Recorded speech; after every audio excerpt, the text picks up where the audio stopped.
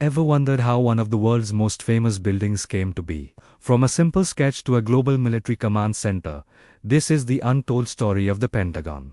Let's rewind to the early 1940s.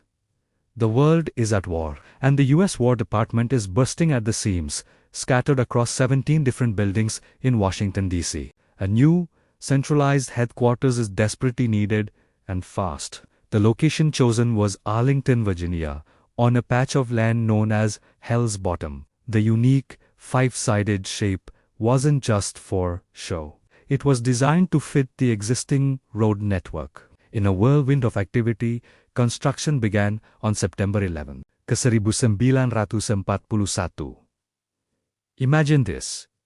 A massive workforce of over 15,000 people, working around the clock, moving mountains of earth and pouring concrete day and night. Using groundbreaking techniques, they built this colossal structure in just 16 months. Blueprints seemed to leap off the page and become reality before everyone's eyes.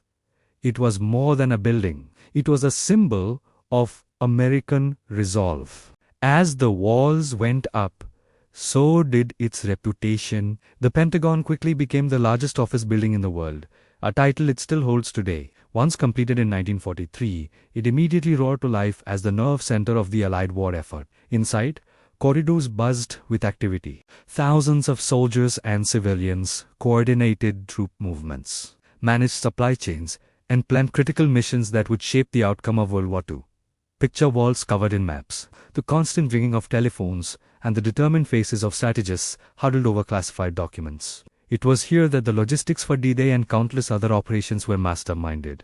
As the world transitioned from the heat of World War II into the chill of the Cold War, the Pentagon adapted. The 1950s and 60s brought a new era of tension and technological advancement. The building underwent significant modernization to become the heart of America's nuclear strategy and global defense network. New wings were added, and deep within its core, secure communication centers and command posts were established. These were the rooms where critical decisions during the Cuban Missile Crisis were made, and where global military operations were monitored 24/7.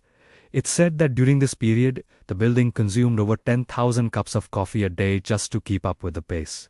Then, on a clear September morning in 2001, the building itself became a target. The 9/11 attack was a devastating blow, but out of the tragedy came a story of resilience. The section of the building that was hit was miraculously rebuilt in under a year, a project known as the Phoenix Project.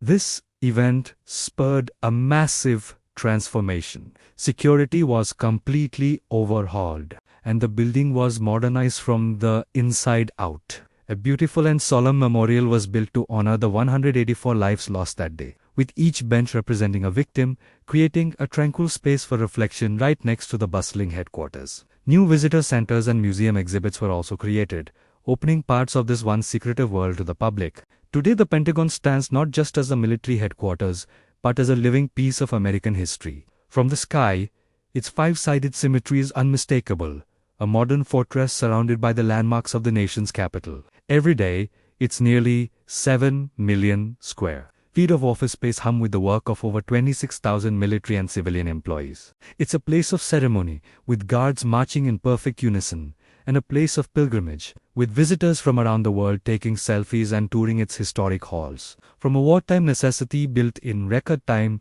to a resilient, modern icon, the Pentagon continues to be the enduring symbol of America's strength and defense. Thanks for watching, and don't forget to like and subscribe for more stories behind the world's greatest landmarks.